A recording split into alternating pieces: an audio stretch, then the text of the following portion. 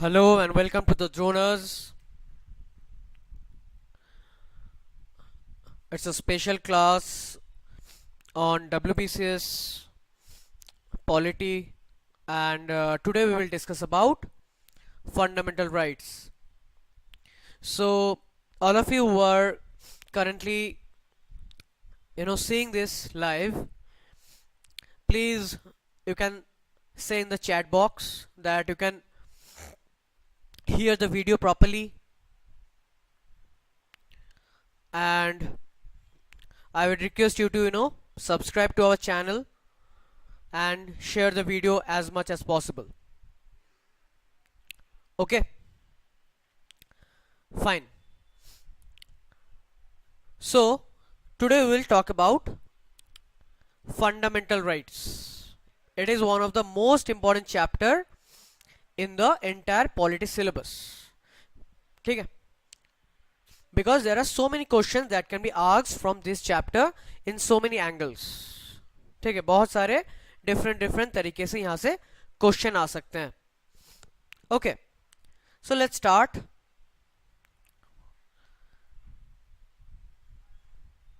सबसे पहले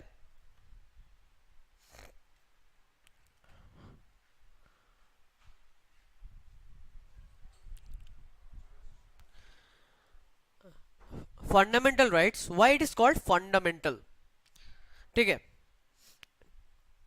आप में से जो लोग वीडियो देख रहे हो, you can try to answer also कि why it is called fundamental. These are called fundamental because the जो राइट्स हमारे पास है, these rights are so basic, that without them we can't even comprehend our life. हम अपने life में कुछ कर ही नहीं सकते without them. So these are so basic and that's why these are called fundamental. ठीक है, और ये राइट्स हमको कौन देता है? ये राइट्स हमको देता है हमारा constitution, the constitution of India, and it is applicable to all the citizens of India equally. Right, okay. So सबसे पहले ये हमारे concept, which part of the constitution contains fundamental right? It is part 3. In part 3 of our constitution we have fundamental rights from article 12 to article 35. ठीक है, 12 and 13 are some definition, limitations, everything. 14 से लेके 32 we have the rights, and then 33, 34, 35 we have the some special conditions. ठीक है, सो एक एक करके देखते हैं. Article 12, let's talk about article 12. ठीक है, article 12 is definition of state. तो यहां पे जब हम स्टेट बोलेंगे, when I am talking about state here, it doesn't mean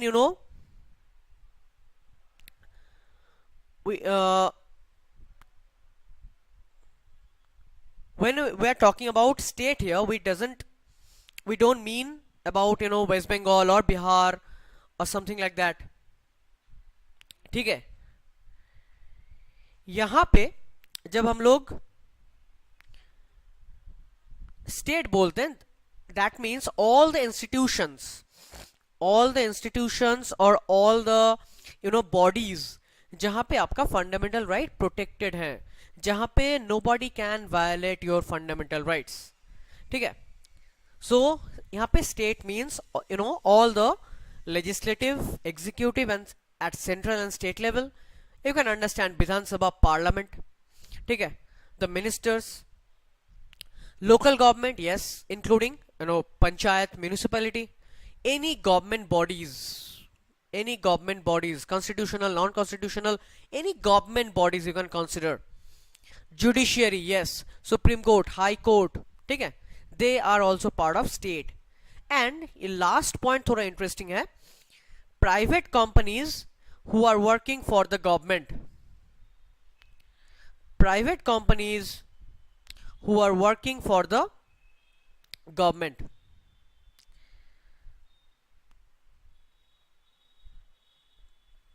That means suppose a private company, but that company is working in a government project. ठीक है, let's say say TCS is working in the government project, Tata Consultancy. So TCS is a private company, right? It's a company of Tata, but suppose they are working for the government in a government project. In that area, it will also be considered as state. ठीक है, fine. So this is Article 12, definition of state. Fine. Now moving on, Article 13, that is the power of judicial review. Now one thing we need to remember, हमको एक चीज ध्यान में रखना है, that the word judicial review, ये जो word है ना judicial review, ये word हमारे कॉन्स्टिट्यूशन में एक्सप्लिसिटली मेंशन नहीं किया गया है.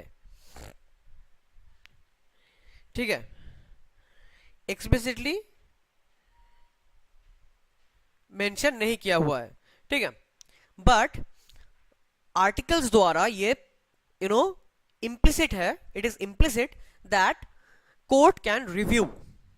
ठीक है, Supreme Court, High Court can review an act और a judgement under article 13 and 226 respectively. Supreme Court article 13 में रिव्यू कर सकता है. ठीक है, और ये आर्टिकल एक डॉक्ट्रिन के बारे में बोलता है कि that doctrine is called doctrine of severability. Doctrine of severability. यहां पे सेवरेबिलिटी का मतलब क्या है कि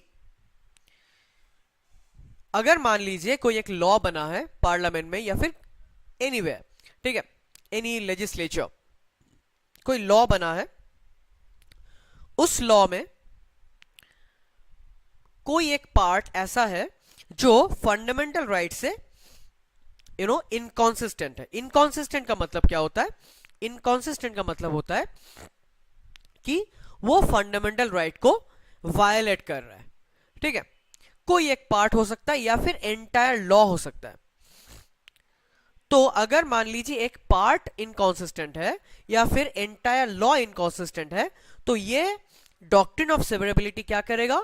सुप्रीम कोर्ट या फिर हाई कोर्ट उसको अनकॉन्स्टिट्यूशनल, ठीक है, डिक्लेयर कर सकता है. जैसे नफ्ते जोहर केस में आईपीसी 377 को अनकॉन्स्टिट्यूशनल डिक्लेयर किया गया था. सिर्फ 377 सेक्शन 377 को डिक्लेयर किया गया था, एंटायर आईपीसी को नहीं. तो यहां पे सिर्फ 377 was unconstitutional.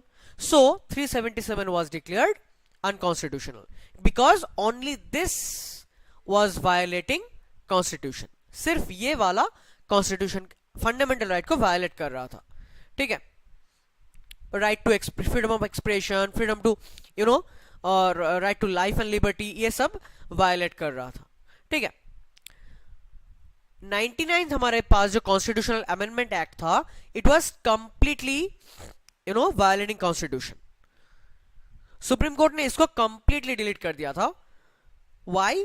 Because Supreme court said कि this completely violates fundamental right. How? Because इस एक्ट में क्या बोला गया था 99th अमेंडमेंट एक्ट में कि एक एनजेएसी बनेगा, there will be an NJAC, national judicial appointment commission. ठीक है, तो वो क्या करेगा? वो आपके जो जुडिशियल अपॉइंटमेंट्स होते हैं उसमें देयर वाज अ प्रोविजन कि वहां पे लॉ मिनिस्टर भी होंगे. Law minister will also be a part of the appointing body of the judiciary. Now the thing is, law minister is a part of what? Law minister is a part of executive, right? Now judiciary has to be independent. अगर मान लीजिए कोई executive judiciary appointment कर रहा है, judicial appointment कर रहा है, तो obviously there can be some biasness later. ठीक है, सो ये जो इंडिपेंडेंस ऑफ जुडिशियरी है वो वायलेट हो रहा था ठीक है, तो सुप्रीम कोर्ट ने क्या किया, सुप्रीम कोर्ट ने एंटायर लॉ को, ठीक है, एंटायर एनजेसी एक्ट को अनकॉन्स्टिट्यूशनल डिक्लेयर कर दिया। ठीक है, और इसी को बोलते हैं डॉक्ट्रिन ऑफ सेवरेबिलिटी। ठीक है, तो आप चाहे तो पूरा you can kill a person और you can cut a finger. ठीक है, ठीक है, just like that you can kill an entire law if that entire law is violating the fundamental right, or you can just you know delete only that portion of the law which is violating fundamental right. ठीक है, that is called doctrine of severability. ठीक है, fine. Now I keep saying law, हम यहाँ पे law बार बार बोल रहे हैं। law होता क्या है, क्या किसको किसको हम लोग law बोलेंगे। ठीक है, तो आप लोग यहां पे देख सकते हो कि जो लेजिस्लेचर बनाता है, कोई भी लेजिस्लेचर आप ले लो, पार्लियामेंट हो या फिर विधानसभा हो, कोई भी, ठीक है, वो जो लॉ बनाता है परमानेंट। ठीक है, कुछ टेम्पोररी लॉज हो सकते हैं, ऑर्डिनेंस, जैसे प्रेसिडेंट इशू करते हैं, गवर्नर इशू करते हैं ऑर्डिनेंस, टेम्पोररी लॉज, या फिर मान लेते हैं एग्जीक्यूटिव जो डेलीगेटेड लेजिस्लेशन करते हैं। ठीक है, जैसे बहुत कोविड के टाइम्स में बहुत हुआ था, एग्जीक्यूटिव लोग अपने आप लॉ बना रहे थे। ठीक है, या फिर जुडिशियल ऑर्डर्स हो सकते हैं, कॉन्स्टिट्यूशनल अमेंडमेंट्स हो सकते हैं, ये सब लॉ का हिस्सा होगा। ठीक है,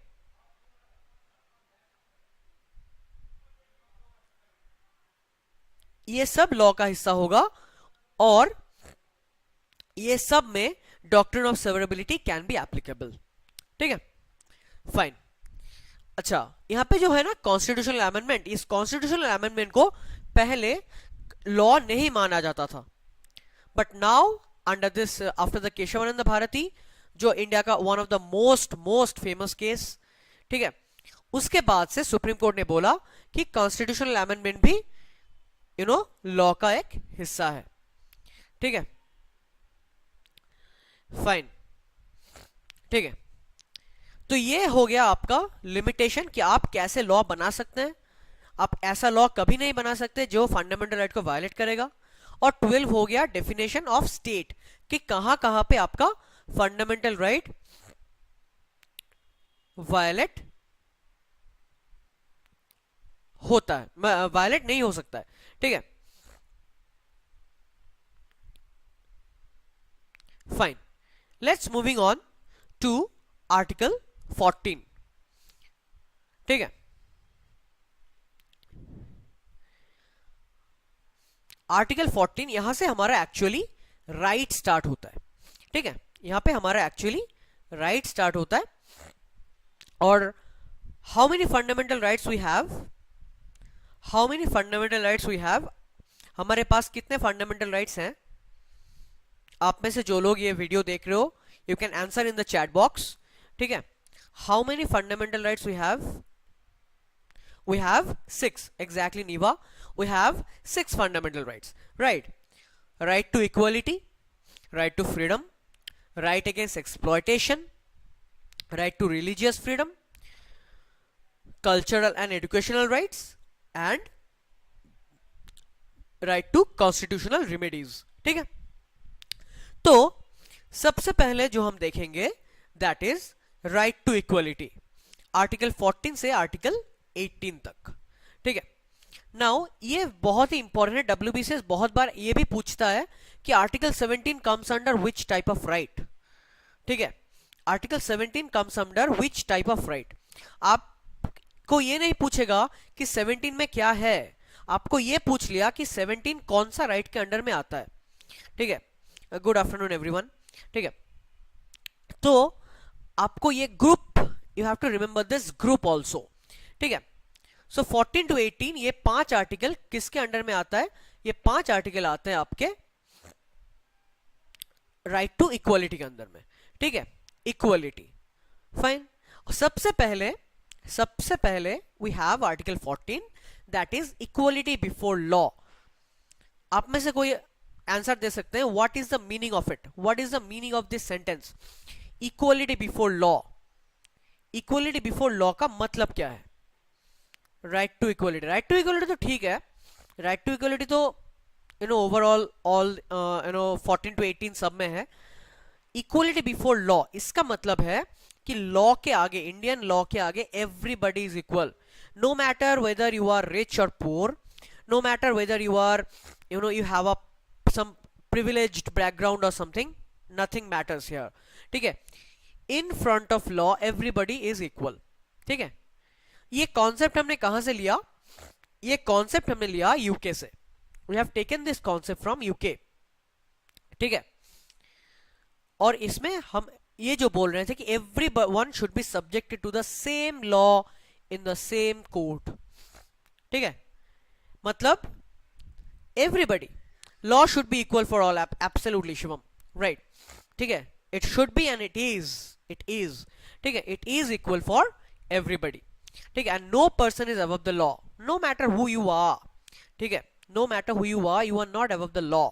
if you break the law you will get punished, that's the thing. ठीक है, फाइन. इसके साथ साथ ये तो एक कॉन्सेप्ट है इक्वालिटी बिफोर लॉ. ठीक है, इसके साथ साथ और एक कॉन्सेप्ट है, that is equal protection of law. ठीक है, equal protection of law. Equal protection of law एक यूएस कॉन्सेप्ट है, it's a concept from that is originated from US. ठीक है, यहां पे क्या होगा, यहां पे ना we can treat similar circumstances as well. मतलब हम लोग को यहां पे सिमिलर सर्कमस्टेंसेस भी देखना पड़ेगा. हमें यहां पे जैसे अगर मान लीजिए दो two people are there who are having similar circumstances, then obviously they should be treated equally. But suppose there are two person जिनका circumstances अलग अलग है. ठीक है, they have different circumstances, they can be treated unequally also. So यहाँ पे जो है ना, likes should be treated alike. इसके साथ साथ और एक सेंटेंस है कि the unlikes can be treated unlikely also. मतलब different treatments can be done. ठीक है, it is equal protection. इसका एग्जांपल, छोटा सा एग्जांपल देते हैं यहाँ पे. जैसे मान लीजिए कि you live in a cyclone prone area. ठीक है, you live in a coastal zone. ठीक है, आप किसी कोस्टल जोन में रहते हैं और जहां पे साइक्लोन बहुत कॉमन है. ठीक है, तो सपोज आप और आपके नेबर, आप दोनों के पास you both have 2-storied building suppose. ठीक है, और एक साइक्लोन आया, बहुत भयानक साइक्लोन आया, और वो साइक्लोन में आप दोनों का घर एकदम कंप्लीटली टूट गया है, कंप्लीटली, राइट. नाउ वो साइक्लोन सपोज कोई शहर में भी आया था, बट उसका इंपैक्ट उतना ज्यादा नहीं था शहर में. ठीक है, ऑब्वियसली कोस्टल जोन में सबसे ज्यादा इंपैक्ट होते हैं साइक्लोन का, शहर में उतना ज्यादा इंपैक्ट नहीं होता. तो सपोज और एक person, third person, he lives in a city. ठीक है, and in that city the cyclone doesn't have much impact, और वो जो थर्ड पर्सन है उसके घर का सिर्फ एक से विंडो हैज ब्रोकन. ठीक है, समथिंग लाइक दैट हैपेंड. आप दोनों का टोटल घर टूट गया है, and the third person had only the window has broken. Now suppose the government is giving compensation. ठीक है, the government is giving compensation. So those two persons who live in the coastal region, और जिसके 2-storied building था, दोनों के दोनों टूट गए हैं completely, they are having similar circumstances, right? So उनको equal treatment मिलना चाहिए. They should get similar compensation. अगर उनको compensation मिलता है, वो similar compensation होगा. But अगर आप वो सिटी वाले जो पर्सन था उसके बारे में आप अगर कंसीडर करेंगे, that person should get a very very minimum compensation, अगर कंपेंसेशन दिया जाए तो, बिकॉज उनका सर्कमस्टेंसेस एकदम अलग था. It is called equal protection of law. हम इक्वल्स को प्रोटेक्ट करेंगे, अनइक्वल्स को हम अनइक्वली ट्रीट कर सकते हैं. ठीक है, और इसीलिए equality before law is negative interpretation while equal protection is a positive interpretation. ठीक है, क्योंकि equality before law में आप क्या देख रहे हैं, no person is above the law, everyone should be subjected to the same law in the same court. ठीक है, यहां पे हम circumstances के बारे में नहीं देखते हैं, बट इक्वल प्रोटेक्शन में हम सर्कमस्टेंसेस को भी देखते हैं, ठीक है. So that's why equality before law is kind of a negative interpretation, while equal protection is kind of a positive interpretation. ठीक है, फाइन. ये जो इक्वलिटी बिफोर लॉ का कॉन्सेप्ट हमने यूके से लिया, ये कहां से जनरेट हुआ था? ये जनरेट हुआ था हमारा रूल ऑफ लॉ कॉन्सेप्ट से. और ये रूल ऑफ लॉ कॉन्सेप्ट किसका है? It is given by A V Dicey. He was a professor, A V Dicey. उनके कॉन्सेप्ट में 3 कंपोनेंट्स थे. आर्बिट्रेरी पावर नहीं है, ठीक है, नो आर्बिट्रेरी पावर. एग्जीक्यूटिव के पास कोई आर्बिट्रेरी पावर नहीं होता. जो लॉ में लिखा है आपको वही फॉलो करना पड़ेगा. That's the thing. Equality before law, that means no privilege class. कोई प्रिविलेज क्लास नहीं होगा इंडिया में, मतलब there should be no privilege class.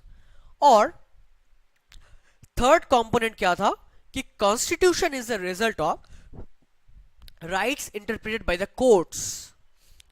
Britain में there is no written constitution, right. हमारे पास एक रिटन कॉन्स्टिट्यूशन है, तो वहां पे कोर्ट अगर बोलेगा कि yes you have that right, it is the a part of constitution, बन गया वो कॉन्स्टिट्यूशन का पार्ट, ठीक है.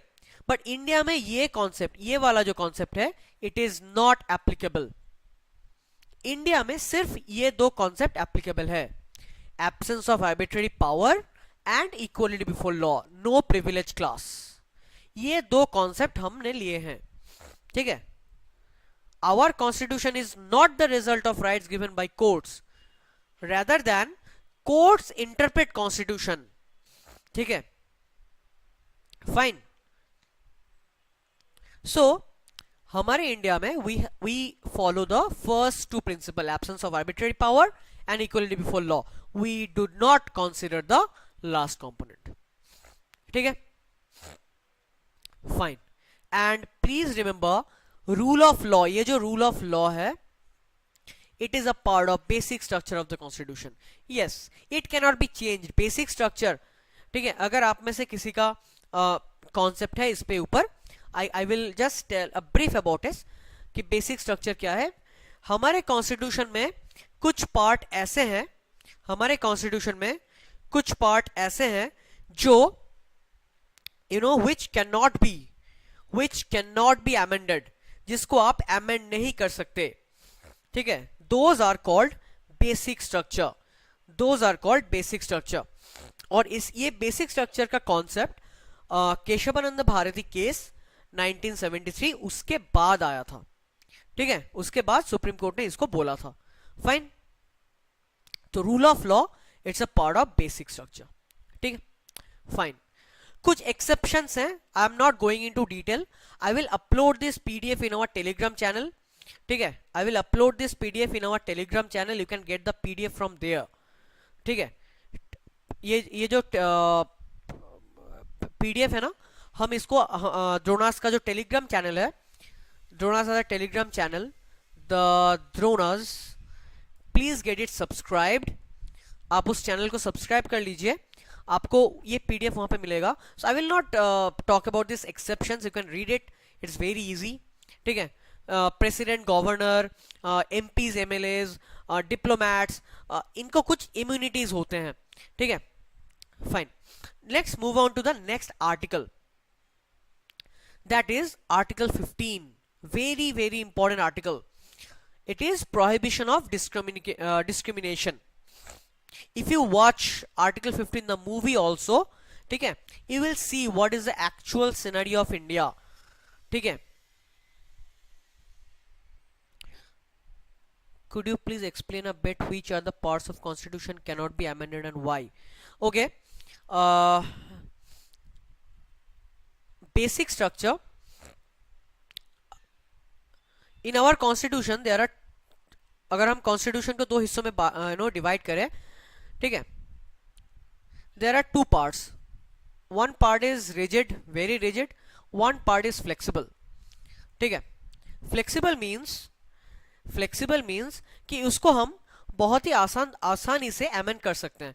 जैसे for example name of a state, ठीक है, या फिर स्टेट बाउंड्रीज, ठीक है, या फिर addition of a new area to India, this can be done very very easily, ठीक है।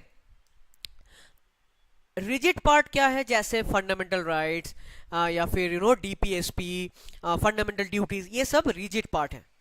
और इन इन दोनों को छोड़ के कुछ ऐसे पार्ट्स हैं हमारे कॉन्स्टिट्यूशन में जिसको हम लोग कभी भी अमेंड नहीं कर सकते, because those are part of basic structure, for these are like skeletons, ठीक है।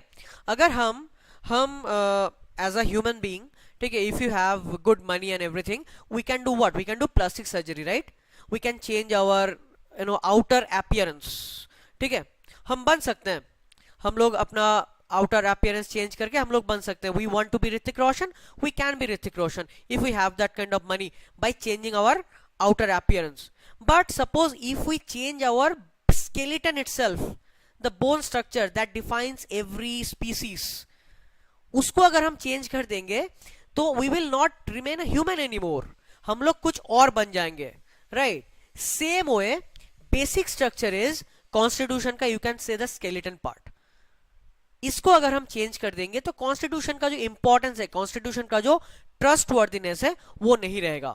फॉर एग्जाम्पल जैसे the secular nature of the constitution, अगर हम कुछ एग्जाम्पल दें कि बेसिक स्ट्रक्चर में क्या क्या है, the secular nature of the constitution, rule of law, ठीक है, इंडिपेंडेंस ऑफ जुडिशियरी, ठीक है, independence of judiciary, these things are so basic कि अगर आप इसको चेंज कर देते हो, कॉन्स्टिट्यूशन का जो ट्रस्ट वर्दीनेस है, 140 crore people trust one book, that is constitution, ये नहीं रहेगा, ठीक है। And that's why after this Kesavananda Bharati case, ये जो केस हुआ था 1973 में, what supreme court said parliament can amend any part as long as it is not amending the basic structure of the constitution, as long as it is not violating the basic structure, ठीक है।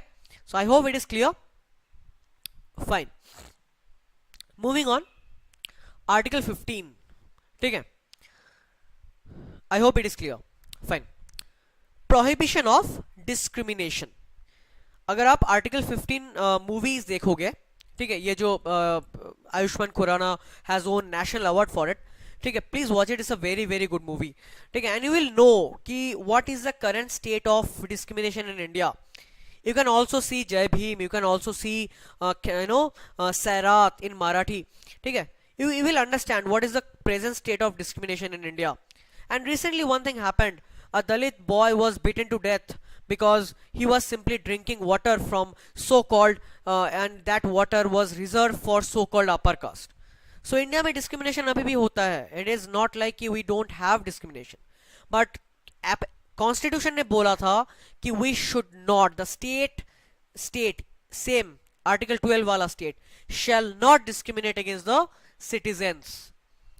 और किसके ऊपर discriminate नहीं करेगा, किसके ऊपर discriminate नहीं करेगा, only on the grounds of race, caste, sex, religion and place of birth, ये 5 क्राइटेरिया के ऊपर डिस्क्रिमिनेट नहीं करेगा।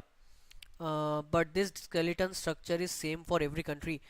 When we created our constitution, it was made making base of there are cultural, geographical, lots of other fine differences. You are calling the basic structure. It's same for all countries which have constitution. No, it's not like that. ठीक है, basic structure is it's an Indian innovation.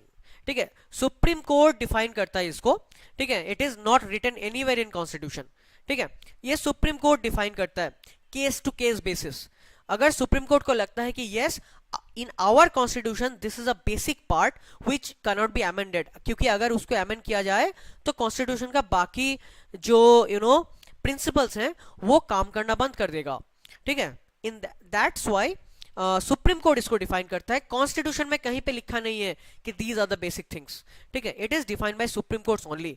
It is different, yes obviously it should be different from country to country, ठीक है, because every countries has different political system, they have different type of constitution itself. Our constitution is borrowed, that's fine, but our constitution is not a copy paste of other constitution.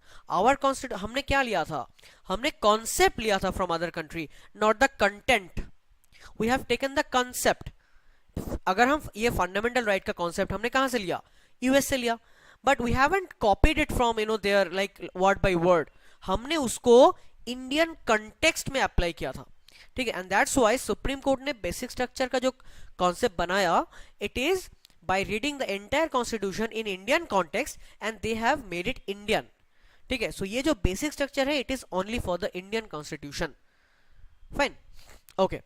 So article 15, यहां पे ये जो 5 criteria है, race, caste, sex, religion, place of birth, इसके ऊपर हम discriminate नहीं कर सकते. वी कैन नॉट, ठीक है. State can not, right. You are a citizen of India and that will be more than enough, right. All of you can appear for WBCS, right. All of you. Nobody will ask you कि आपका race क्या है, cast क्या है, whether you are mongoloid, whether you are australoid, nobody will ask, ठीक है. whether you are, आपका cast क्या है, nobody will ask that, ठीक है. your gender, your religion, ठीक है. it doesn't matter, it really doesn't matter, right. yes, अगर inequality है, lack of representation है, in that case there can be reservations. Reservation is an exception. All the articles have some exceptions, that's true, but ये 5 criteria के ऊपर discrimination नहीं होगा. Fine, ठीक है. Moving on, article 16, it is an extension. आप इसको एक एक्सटेंशन की तरह देख सकते हो आर्टिकल 15 का ही, ठीक है. It is equality of opportunity in public employment, जो अभी अभी हम बात कर रहे थे. All of us can give UPSC, all of us can give WBCS. Only criteria कि हमको वो एज कंडीशन मैच करना पड़ेगा, राइट. या फिर we have to have the minimum qualification. अगर minimum qualification is graduate, so we have to be the graduate, ठीक है. we have to be graduate. If the minimum if the maximum age limit for general is 32, so you have to give exam within 32 only, ठीक है. beyond 32 you cannot. That's the only thing. Other than that, nobody will discriminate against that same 5 criteria: religion, race, caste, race and place of birth, ठीक है. ये 5 criteria के ऊपर आपको कोई discriminate नहीं करेगा, ठीक है. all of us can give WBCS, all of us can give UPSC.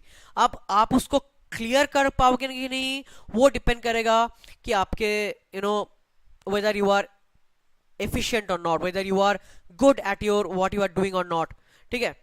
but at least you can appear in the exam, and that's what equality of opportunity. आपको opportunity provide कर रहा है state, ठीक है. आपको state opportunity दे रहा है.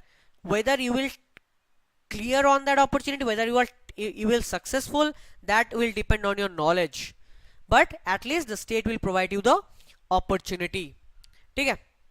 obviously इसमें भी exceptions हैं. as I told I'm telling, every right has some exceptions, every right, ठीक है.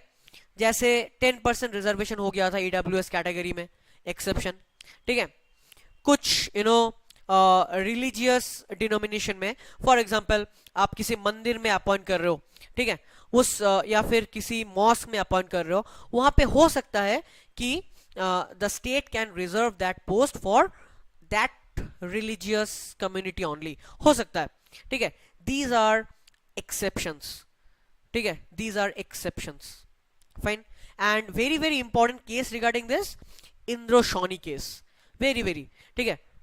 इसमें क्या हुआ था, आफ्टर द मंडल कमीशन, ठीक है, reservation in promotion, reservation in promotion मतलब आप नौकरी के बाद प्रमोशन में भी रिजर्वेशन, इसको सुप्रीम कोर्ट ने रिजेक्ट किया था. And it called for creamy layer, ठीक है. ओबीसी का जो 2 लेयर होता है ना, क्रीमी नॉन क्रीमी लेयर, इस केस के बाद इस केस में बोला गया था. बट एंड इंद्रोशॉनी केस में बोला था कि रिजर्वेशन मैक्सिमम 50% हो सकता है, ठीक है. बट ऑब्वियसली 10% के बाद ये थोड़ा बढ़ गया है, ठीक है. But Supreme Court is okay with it, so we have to accept. Fine. चलो, moving on. Article 17, abolition of untouchability, ठीक है. Untouchability is a crime in India. Untouchability is a crime in India, and it is applicable to individuals as well. State में तो applicable है ही. State cannot do that. Fine. You also as an individual, we cannot practice untouchability. ठीक है, छूत अछूत India में नहीं होगा. ठीक है, everybody is Indian and that's the only identity. We don't need any other identity. We are Indians, that's it. ठीक है, यहां पे एक चीज याद रखना, constitution does not define the term untouchability. Constitution में जनरली टर्म डिफाइन नहीं होते हैं, क्योंकि अगर हम कॉन्स्टिट्यूशन में हर एक टर्म को डिफाइन करने लगते तो constitution would have been like 3-4 volumes. ठीक है, ह्यूज वॉल्यूम हो जाता. पार्लियामेंट ने अनटचेबिलिटी को डिफाइन किया था protection of civil rights act में. ठीक है, इसमें पार्लियामेंट ने डिफाइन किया था. ठीक है, और untouchability is a crime. So if you practice untouchability you will go to jail. Simple as that. No other options. ठीक है, so don't do it. Fine. Moving on, the last article, that is article 18. ठीक है, right to equality में last article, abolition of titles. ठीक है, titles का मतलब यहां पे जैसे it prohibits state from giving any kind of title to a citizen or foreigner. ठीक है, राजा, महाराजा, ठीक है, सम्राट, ये सब टाइटल इंडिया में नहीं चलेगा. ठीक है, because when you give say some gives raja to somebody, you give that title, राजाधिराज, महाराज. ठीक है, when you give that title, you put that person in an upper pedestal. आप यहां पे उसको रख रहे हो राजा. ठीक है, we are here, us, and raja is here. But India doesn't believe in this. India believes in this. Everybody is equal. ठीक है, everybody is equal, right? And that's why India will not give any title like that, Raja, Maharaja, Rai Bahadur, something like that. India will give you what? India will give you military titles or academic titles, because academic titles has no relationship with your societal background or something. आपने 4 साल college में पढ़ा है, engineering college या फिर 5 साल medical college पढ़ा है, या फिर 3 years you have done graduation, you will get the degree. ठीक है, मिलिट्री में you must have done something good, you will get the promotional degrees or something. ठीक है, we can also get the Padma awards, Padma Shri, Padma Bhushan, Padma Vibhushan, Bharat Ratna, ये सब भी हमको मिल सकता है, because we must have done something good. You must have done something good for your country, for your society, then only you will get this. It has nothing to do with your social status. ठीक है, and another thing, please remember, you cannot use Padma awards as prefix or suffix. ठीक है, you can get Padma Shri, yes. ठीक है, Sachin Tendulkar is a Bharat Ratna, but उसके आधार card में ये नहीं लिखा होगा कि भारत रत्ना सचिन तेंदुलकर. उसके आधार कार्ड में सचिन तेंदुलकर ही लिखा होगा, सचिन रमेश तेंदुलकर लिखा होगा. ठीक है, उसके फुल नेम, राइट. उसके you can suppose you get up Padma Shri or something. ठीक है, and you try to correct your Aadhaar card, you cannot do that, because you cannot use that award as a prefix or suffix. ठीक है, you cannot put that award as a prefix or suffix. Fine. About this Jalore case, why the murder of the kid was changed under Special Act is 60, and how a normal murder in this case is different, how the outcome will differ in both the cases. Yes, SC/ST में special act में क्यों इसको change charge किया गया, क्योंकि we have protection for the scheduled caste and scheduled tribes. ठीक है, again I am telling you कि जैसे yes, historical injustice, inequality, lack of representation, ये सब ग्राउंड में state can provide some reservation और सम स्पेशल क्राइटेरिया यहाँ पे दे सकते हैं. And that's why we have an act, atrocities, prohibition of atrocities against SC/ST, we have that act.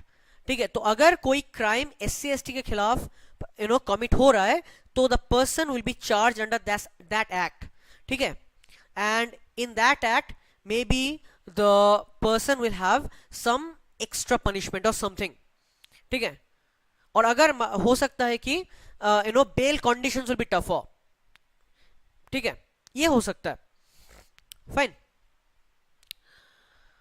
Okay, so abolition of titles, we can understand that you can get the awards but you cannot use it as a prefix or suffix. आप Facebook, Twitter में आपके bio में आप कुछ भी लिख सकते हो. ठीक है, you can use anything you like. You can use legend, ultra legend, पापा की परी, princess, whatever you like. ठीक है, but in your government ID you cannot use that things. ठीक है, you can get an award, fine. You can keep that award but you cannot use that as prefix or suffix. ठीक है, fine. So that these 5 articles are article 14 to 18, article right to equality. ठीक है, fine. Okay, fine. So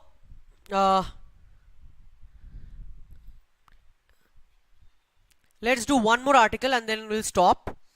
Fine. Right to freedom, article 19 कर लेते हैं, then we will stop. Article 19 is one of the most important articles. यहाँ पे हमारे 6 fundamental freedoms हैं. ठीक है, 6 fundamental freedoms under article 19. सबसे पहले 19(1)(a), freedom of speech and expression. Now freedom of speech you can easily understand, बोलने की आजादी. Expression is a very wide meaning. ठीक है, it has wide meaning and that's why I have written so many rights here. Freedom of express one beliefs and opinion. आप क्या सोचते हो, आप क्या whatever your opinion is, you have that freedom. ठीक है, freedom of press, yes, they have the freedom to ask, sir, using titles in social media may get banned, the person account, is it? No, titles in social media like suppose मतलब पद्मश्री शिवम सिंह ऐसा कुछ. social media it's your place, right? ठीक है, it's not a government it's not a government regulated thing, right? And there you can put anything, no problem at all. ठीक है, there you can put anything, it's your diary or something. Kangana's case is completely different. Kangana was banned from Twitter because of hate post and everything, not because she was having a title or something. No, Kangana was banned from Twitter for repeated violation of the Twitter code. Twitter doesn't promote hate post or something. ठीक है, right, yes. ठीक है, Kangana case में community guidelines को violet किया गया था. Twitter has a guideline कि you can not create by your post you cannot create enmity between two groups. Maybe Kangana's post was like that and that's why she was banned from Twitter. Nothing to do with the title, ठीक है, or the bio, right? Okay, so freedom of speech and expression में क्या है? Right against telephone tapping, yes. ठीक है, आप किसी के साथ मेरे बाबू ने खाना खाया टाइप कन्वर्सेशन कर रहे हो और कोई आपका बात सुन रहा है, ये आपको अच्छा नहीं लगेगा, right? So right against telephone tapping, telephone can not be tapped, right? Right to telecast, yes, you have the right to telecast. आप लोग सब लोग रील्स बनाते हो, ठीक है, what you are doing, you are telecasting, right? ये जो हम लाइव कर रहे हैं, it is also a kind of telecast, right? Fine. Right to criticize government, yes, criticize government. यहाँ पे just remember the word criticize government. You are not criticizing somebody personally, you are criticizing the policies of the government. ठीक है, right to know about government activities, yes, all these things. And a very important, freedom of silence. आपके पास बोलने की आजादी है, you also have freedom of silence as well. ठीक है, यहाँ पे एक केस हुआ था, ठीक है, बीजो इमानुएल केस, यहाँ पे क्या हुआ था, it's a very small Christian community which they don't sing any song, ठीक है, they don't sing any song which and which will not in prayer of their God, ठीक है, जेहोवा कम्युनिटी बोलते हैं उसको, ठीक है. So they were not singing national anthem also and Supreme Court allowed them. Yes, you can do that. Freedom of silence. You are not disrespecting, you are not disrespecting the national anthem. You simply don't sing it because your religious instructions are there कि you don't sing any other song. It's not like you don't only sing national anthem only, you are singing other songs, ठीक है, आप अरिजीत के गाने गा रहे हो but national anthem नहीं गा रहे हो, ऐसा नहीं है. You don't sing any song at all. You only sing the songs that is related to Jehovah. ठीक है. So यहाँ पे freedom of silence can also be applied. ठीक है. So these all are part of freedom of speech and expression. ठीक है. Fine. Obviously it has some restrictions. As I am telling you, everything has some restrictions. Obviously, public order, morality, contempt of court, defamation. You cannot defame somebody. I cannot come to a Instagram live and I blatantly tell lies about somebody. I cannot do that. ठीक है, हम Facebook live में आके हम किसी के बारे में कुछ भी बोल नहीं सकते. I cannot defame somebody. Incitement, I cannot incite offenses. ठीक है, maybe Kangna's post was doing that. हो सकता है, ठीक है.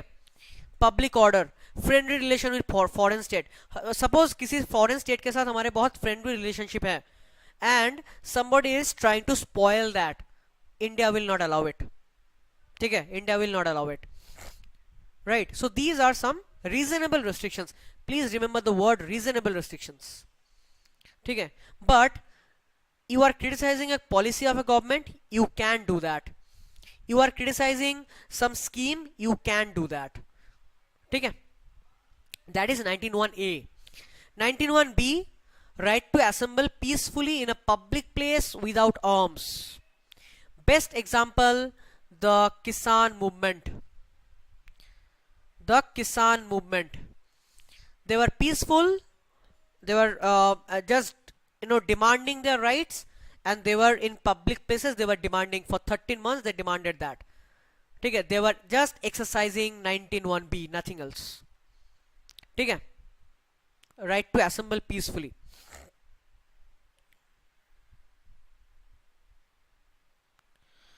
If a kid from that community in school denies to sing national anthem during the prayer, that will be allowed. Yes, if that person belongs to that community, yes. ठीक है, he is not disrespecting the national anthem, he just doesn't sing it. Fine. In that case, different communities might come with different beliefs. How? ठीक है, if your religious belief says that you don't sing national anthem, Supreme Court allows you to do so. No problem in that. ठीक है, but as long as you are not disrespecting the song. ठीक है, and it's not like your religious belief says you don't sing any song. अगर मान लीजिए आप सिर्फ national song नहीं गा रहे हो, you are singing any other song, आप बॉलीवुड सॉन्ग गा रहे हो, आप बादशाह के रैप गा रहे हो, then it's a crime obviously. ठीक है, but if you are singing only those songs which pertains to your god and you don't, your religious belief says that we will not sing any other song, then it's allowed. Freedom of silence. ठीक है, fine. So 19(1)(b), right to peacefully assemble peacefully. 19(1)(c), right to form association. You can form groups, you can form cooperative societies, you can form self-help groups, student association, political party. That right you have.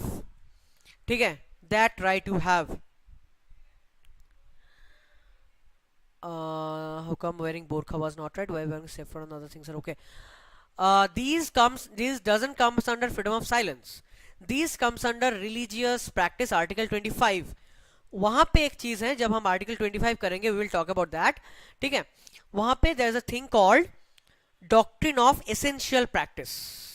ठीक ठीक है, doctrine of essential practice, ठीक है, wearing बुर्खा was right, ठीक है, wearing बुर्खा अगर कोई state prohibit कर रहा है, in that section only it's not right, but that we will discuss in article 25 doctrine of essential practice में, ठीक है, fine. So right to form association, ठीक है, राइट टू फॉर्म एसोसिएशन में क्या है कि यहाँ पे we can form company, we can form political party, civil society, बहुत कुछ हम form, clubs, we can form that, ठीक है, वी हैव दैट राइट। जैसे किसान ने बना दिया था संयुक्त किसान मोर्चा और something, that party was formed, right, so they have that right.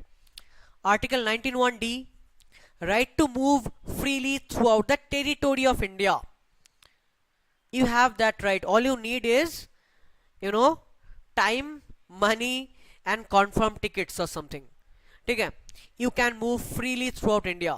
exceptions कुछ हैं, there are some exceptions, yes, ठीक है, there are few areas which you cannot travel, जैसे for example let's say core area of a tiger reserve, you cannot enter, आपको enter नहीं करने देगा, ठीक है, tiger will simply eat you up, right।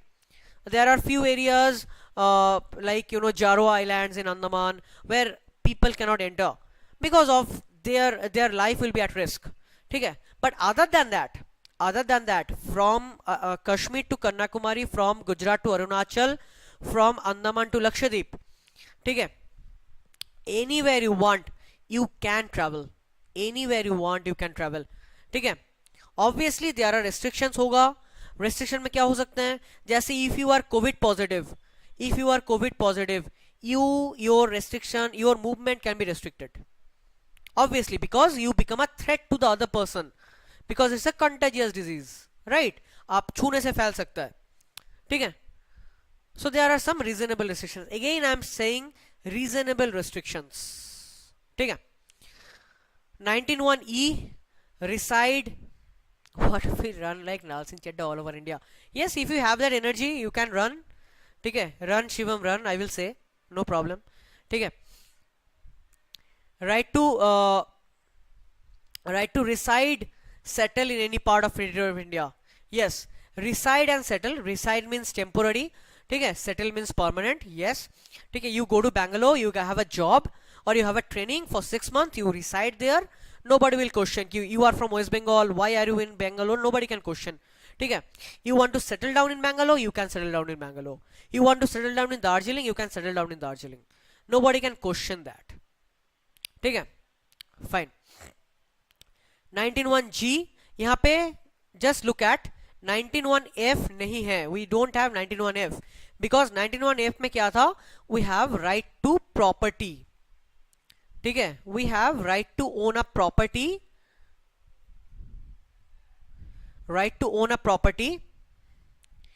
ठीक है,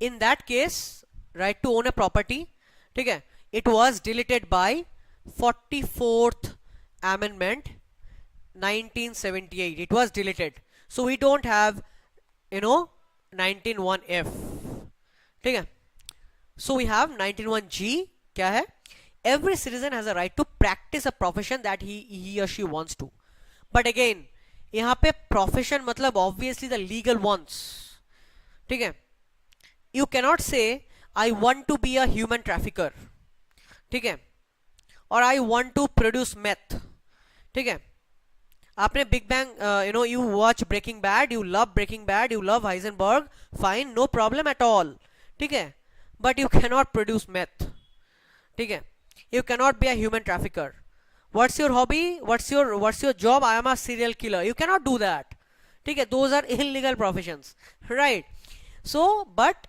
apart from those professions you can practice any profession at you want, ठीक है, any profession you want, ठीक है।